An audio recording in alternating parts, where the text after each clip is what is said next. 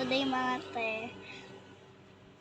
So I think viral na ngayon yung anak ni Kim pala guys. Si Eman Aranza. Ano ba yun? Enenza. Basta guys ganun. So ano na pala siya. Na pinanaw sa mga dyan. So katulad sa akin.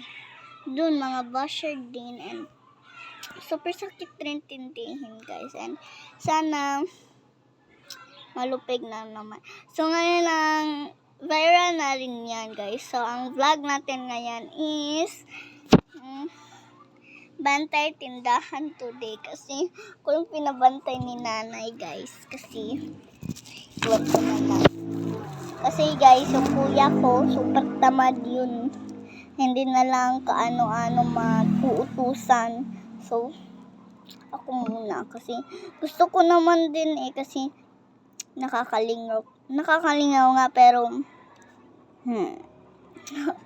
so yun guys, mag-giveaway ako ng mga photo cards.